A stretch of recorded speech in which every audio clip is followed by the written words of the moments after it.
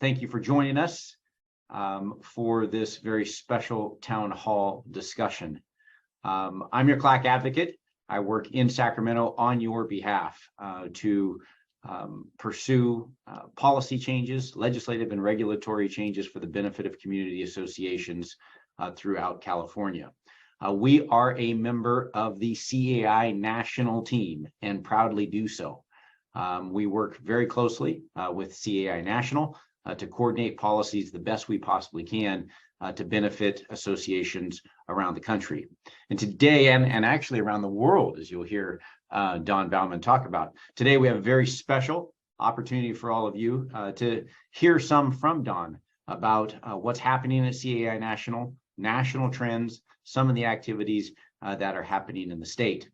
And while it's the end of the year, in calendar year, it's really kind of the beginning of the year in legislatively speaking.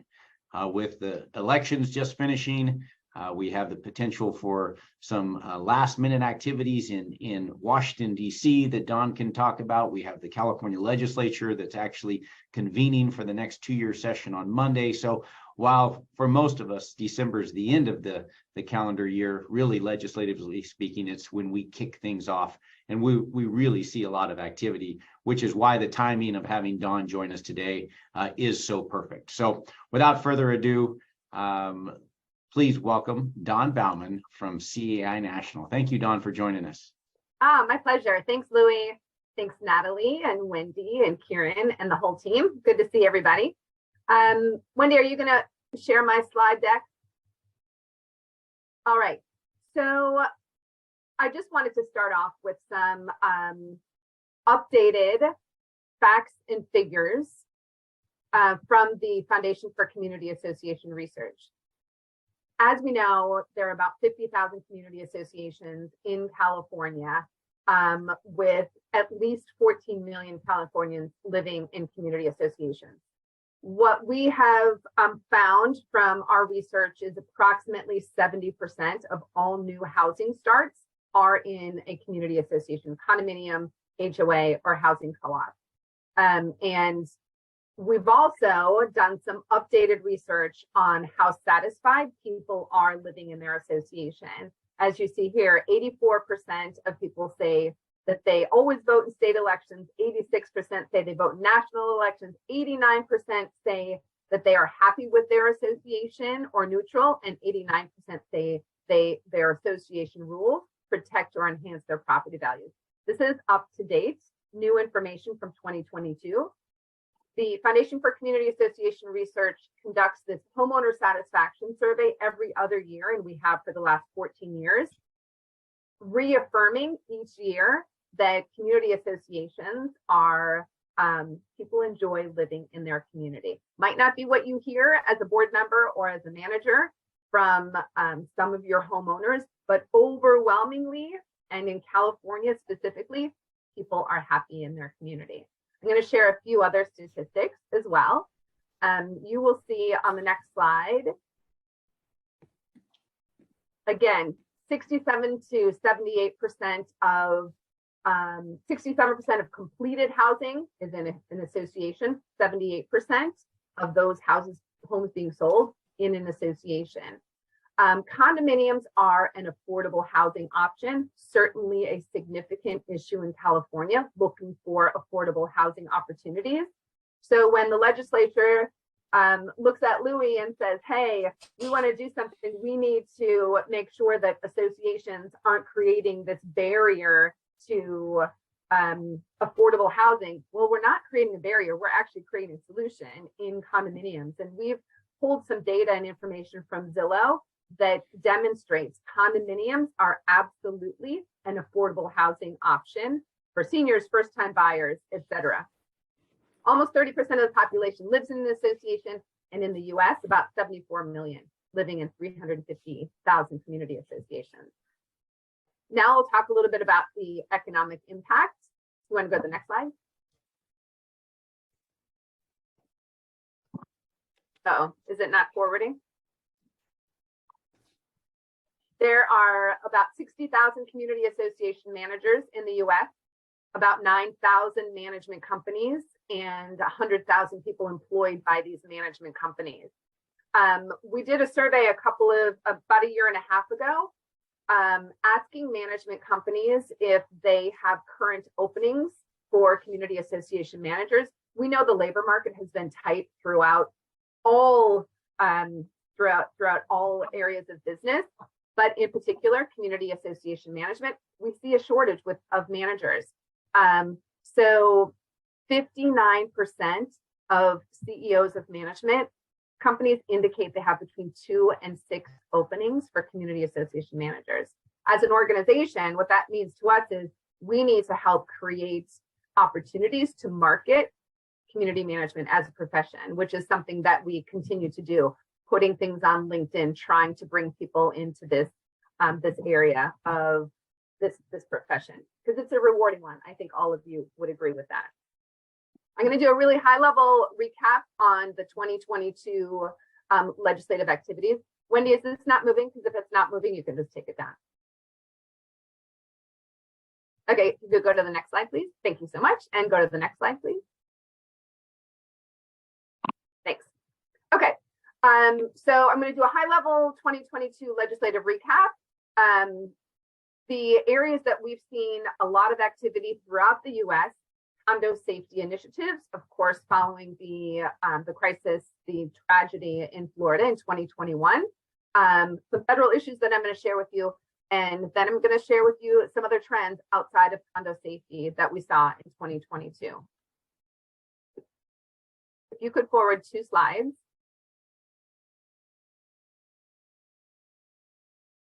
And let's go one more. Okay, so just looking at what we saw in 2022 for condominium safety specific legislation. And remember, so 2022, the condo collapse was in July of 2021. We quickly developed some public policy recommendations for legislators and legislatures to consider in 2022. So it was fast. We engaged a lot of people in these policy recommendations, but it was fast. So, and I say that because 1, it's amazing, we got a lot of work done, but 2, what that means is these policy positions are going to be dynamic. They're going to continue to evolve. We learned through 2022 what maybe will work, what maybe won't work, and areas that we need to continue to look at. So state legislation that we saw in 2022, building inspections. I'm going to show you in a minute how many states actually have building inspection laws, states or localities, which is very few. But what passed in 2022, and I think we're going to continue to see this in 2023 and beyond, Florida passed some legislation and Virginia passed some legislation. I'm going to talk about Florida in a minute. I'm going to share some details with you on what Florida passed, because I think that we're going to see that type of legislation in other states as well. I think that's where the tragedy happened. There's a lot of regulation in Florida. So I do think that other states are going to look at Florida as an example. Separate from building inspections, and a building inspection is what it sounds like. Somebody going to that building, a qualified professional going to that building and inspecting the building to make sure that, to look at it, to make sure that it is safe, and if work needs to be done, it needs to be done. Reserve studies, separate. So reserve studies and funding. Florida, Illinois, and Maryland all passed legislation directly due to the condo collapse. And these laws that passed require all associations to have a reserve study and to get those reserve studies funded. There are some different details on the funding portion of it, but in general, get those reserve studies done and get the reserve studies funded. We're going to talk a little bit about some federal legislation that's out there, and then the Fannie Mae and Freddie Mac condo lending requirements. So let's go to the next one. Let's talk about the federal legislation. So there are 2 bills that were introduced in 2022, late 2021 and early 2022, to help condominiums navigate the expense related to critical building repairs. So the 2 bills, the first one is the SAFER Act, which is House Bill 7532. That's a low interest government backed loan program for homeowners to access to fund maybe a special assessment for critical repairs in their condominium. The second bill, neither of these bills have passed, but the second bill that was introduced is the RAPID Act, HR 8304. That bill is a low interest loan program for the condominium association to access, government-backed loan program for the condominium to fund critical repairs. Now, what's good about these bills being introduced is, like I said, they didn't pass. That's okay. We didn't expect them to pass. An act of Congress would be progress, and that doesn't happen very often. But the good thing about these bills being passed is HUD, Fannie and Freddie, private banks, private lenders have started looking at longer term loan programs for critical condo repairs. I've seen the private marketplace increase opportunities for these loan programs. We also are having side conversations with the Small Business Administration here in Washington, D.C. about access to some of their disaster mitigation loan programs and loan products. So even though the legislation didn't pass, and it's very likely we'll have these bills introduced in the next Congress in early January, even though they didn't pass, they create an opportunity for conversation. We had a conversation with the White House about these particular bills and these types of options. And they're talking to Fannie Mae and Freddie Mac and HUD to make sure that they're having discussions about how to help condo associations fund these critical repairs. So again, even though it didn't pass, it's really very helpful and meaningful for our business. Okay, let's talk about Fannie Mae and Freddie Mac, everybody's favorite topic since January or last October, when Fannie Mae and Freddie Mac introduced released their new condo safety lending questionnaire requirements. We've conducted a couple of surveys. We've seen, and I suspect if I had you all raise your hand right now, that we've seen that there are issues with these lender questionnaires where the boards and the managers don't have the information available to them or the knowledge to be able to answer some of the questions being asked. We've shared a lot of information with Fannie and Freddie about that, as well as their oversight, the Federal Housing Finance Agency, as well as members of Congress. You can go back this one. Forward one, Wendy. Thanks. We've had a lot of conversations. As a matter of fact, I knew I was going to be talking with you today. So I reached out to Fannie Mae, and is Robert DiNicolò on the line? Also, because Robert texted me last night. I reached out to Fannie and Freddie this morning and said, hey, how are you? Hope you're doing well. Any status report on getting these regulations changed? And they said they expected that I would hear something in the next 2 weeks. My guess is it's going to be December 24th, but maybe we'll hear something in the next couple of weeks. That doesn't mean I'm optimistic that what we hear is going to solve all of our problems, because I just received a letter in response to some members of Congress. We were able to get members of Congress to write to Fannie Mae and Freddie Mac and say, hey, you guys really need to look at this. We see data that says there are problems with these questionnaires and people are not able to get loans. So we need a fix to this problem. So FHFA, Fannie Freddie responded to that letter to members of Congress saying, hey, we hear you and we are looking at making some changes, but we believe these condominium buildings need to be safe, and we're going to do everything we can to urge that the security of the structure of those buildings. So I don't know what that means, but my guess is I will have some news for you in the coming weeks. But we do have this guide on our website if you're interested in some guidance, some more information on this topic. But watch our blog, because we will, and our social media and emails, because we'll keep putting out information on it. All right, let's go to the next slide, Wendy, and then I'm going to quickly go. So in Florida, a bill passed in Florida, a very comprehensive bill for building safety, condominium safety. The bill passed unanimously. It passed in a special session unanimously. It did not pass during the regular session. And I can't see Louie's face right now, but he's probably laughing because there were no lobbyists except for our lobbyists at the special session, and other lobbyists and other interest groups got in the way of this legislation, not in our way, but just in the legislation being passed during the regular session. So a very comprehensive bill passed in Florida. I'm going to share with you some of the details on the next slide, which I think will flow to other states as well. So what passed is legislation that requires a building inspection of condominium buildings that are 30 years old or older. And every 10 years thereafter, there must be another building inspection. That first inspection is a visual inspection, is a facade inspection. And then if that professional, whoever is conducting that building inspection, probably an architect or engineer, believes that there needs to be a deeper inspection, they'll make that recommendation. Mandatory reserve study and funding for the structural integrity components of that building. And there's a list of things, a list of 9 things, including the building, the floors, the windows, the plumbing, etc.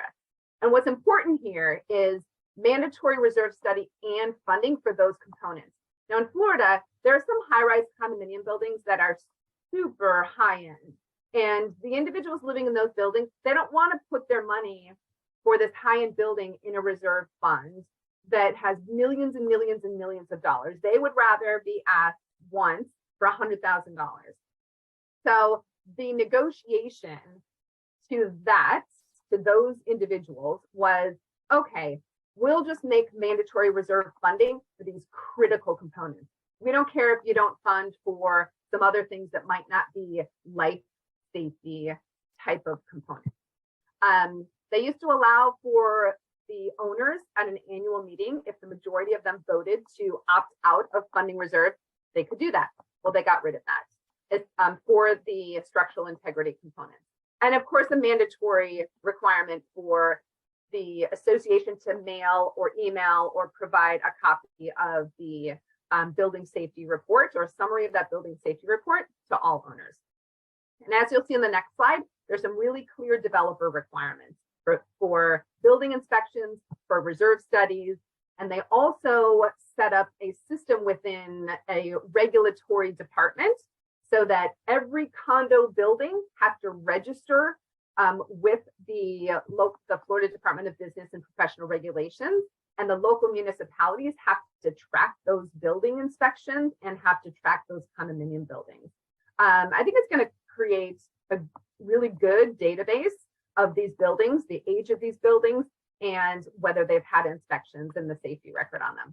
I would love it if Fannie and Freddie just looked to the states who are doing things like this for instead of trying to impose regulations right now that are too fast and unreasonable. But that's me, and I suspect that's you as well. The association has until 2024 to comply with these requirements. Now that's not a lot of time. 2024 right now might seem like a long way away. It's not a lot of time. We're going to be working with legislators to extend that time frame so that it doesn't create any financial crisis for associations. Okay, I'm going to go through these next slides pretty quickly so that I can hand it over to Louie. So I told you I was going to share with you the laws that exist in other states for both reserve studies and funding and for building inspections. So here's a map of the US. The yellow or the gold states don't have any requirements for associations to have a reserve study or reserve funding. The blue states require either a study or a funding, one or the other. The green states, and this is most common, is there's a requirement that in the budget disclosure process or the budget presentation process to the owners, they must indicate whether there are reserves or not. So if you see the green and the golden states, those aren't really laws that are going to force associations to get reserve studies or funding, nor are they laws that are going to back boards that say, we need to get a reserve study and we need to have reserve funding. So CAI has changed our policy position to say, we believe all associations should have a reserve study and should fund their reserves, unless they don't have more than $10,000 in common property. But otherwise, there should be a reserve study and there should be reserve funding. giving the boards that backing to be able to have that reserve study and to fund their reserves. Okay, let's look at the next slide, which talks about building inspection laws and legislation. Now, this does not include approval of a certificate of occupancy. So this is not when a condominium is first built and there's a certificate of occupancy and people can live in that building. That's not the building inspection I'm talking about. The building inspection laws and legislation that I'm talking about is existing buildings that are aging infrastructure. So the blue states, their major localities in those states have a requirement for a condominium building inspection. So in Wisconsin, it's Milwaukee. In Illinois, it's Chicago. In Ohio, it's Cleveland, Columbus, and the other C, Cincinnati. But not a lot, right? The yellow states, Washington and Colorado, also local ordinances that just have building inspectors that look at building inspectors in Denver and Seattle on a regular basis. Not structured, not documented, but they exist and they're supposed to be looking at those buildings. Of course, we know in California, there's the balcony bill. I suspect we're going to see more of something more in California in the coming years. And of course, we know in Florida, their legislation passed that's comprehensive. The crazy thing is, in Florida, Miami-Dade County and Broward County, Miami-Dade County is where the condo collapse happened. They had a 40-year building inspection requirement, one of the strongest building inspection requirements in the entire country, except that 40-year threshold, I think, is what people now question. Maybe that's too long. So we're seeing more of a 20-year, 30-year building inspection requirement. But an interesting map, those gray states, zero, zilch, nothing going on there. All right, so let's forward two slides so we can talk about just a few other topics that we saw in 2022. Certainly virtual meetings and emergency powers still a residual of COVID. Lots of states now allowing for virtual meetings specifically. We also saw some manager licensing issues where states were looking at licensing community association managers, the authority for associations to fine. Several states looking at compromising the board's, the association's authority to fine. Lots of affordable housing, especially in those states that are Democratic leaning. The Californias, the Washington states, the Oregons, the Minnesotas, those types of states where we've seen some affordable housing specific issues. And what we've seen is don't allow associations to restrict ADUs.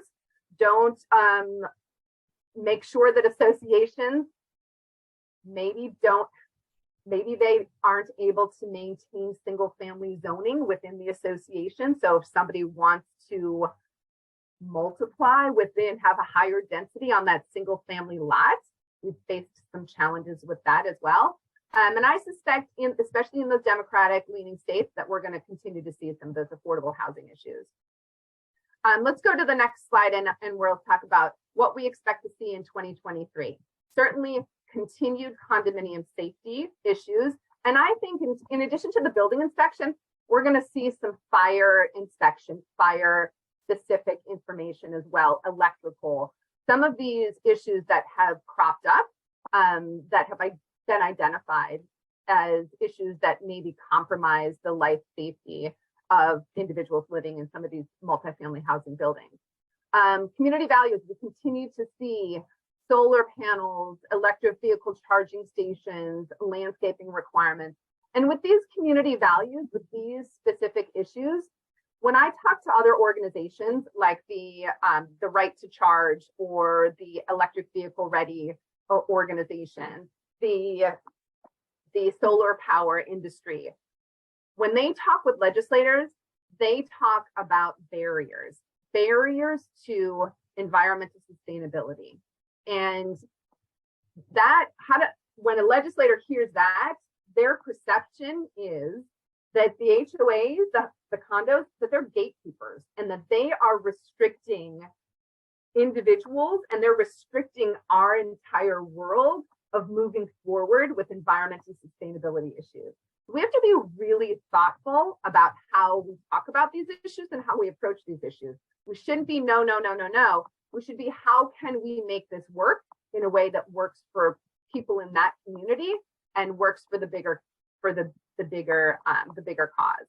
Short and long-term rentals, I think we'll keep seeing that. As a matter of fact, two of your legislators introduced a bill at the federal level to restrict some of these corporate landlords and these Wall Street landlords compromising some of their tax benefits to purchasing a lot of these homes, not just in associations, but a lot of these homes, because they see that that's creates an affordable housing issue as well, because if those corporations, those Wall Street companies are buying these homes, it's taking them away from the individual owner who is trying to just buy a home in a regular old community. Again, just compromising that board authority. We see a lot of bills throughout the country compromising board's authority, whether it's a right to fine, a right to foreclose, right to file a lien, whatever it happens to be. We're watching for a response to threats and violence in communities as well. I'm not sure what legislation we'll see, but we're certainly watching for any legislation around that. And finally, we continue to push a simplified amendment process for association boards to remove discriminatory restrictive covenants. So covenants that are way old and that are antiquated and unenforceable, but say only white people can live in this community. We need to make sure that associations have the opportunity to easily get rid of those without having to take a lot of expenses. Okay, I'm going to go through the next ones really fast. And this is just a reminder of some of the resources that we have available. Certainly tracking of all the legislation. Your CLAC website is phenomenal. You can also go to the national website if you want to see what's going on in other states. And here's the link to that. In addition, you guys hear this all the time. We reach out to you. We work with CLAC to reach out to you if legislators need to hear from you. They need to hear about why we're passionate about a specific issue, why it's important to us, and why we want them to vote a certain way. We send you an email and say, please contact your legislator. We had a really great initiative this year with the Insurance Commission that we had so many people responding to the Insurance Commission, which ended up being part of really important conversations about increase in rising rates, insurance concerns and issues. So unless these legislators or these regulators hear from you, they don't want to just hear from us. Louie is amazing and awesome. They don't just want to hear from Louie, they want to hear from you as well. So please just take a minute to respond to those calls to action. Okay. If you go a few more, one more.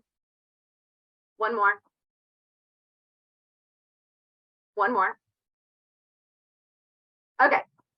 We have a lot of opportunity for you to keep up on what's going on, both federally and at the state level and nationally. So please take a picture of this and follow us on these social media areas, follow our government and public affairs blog.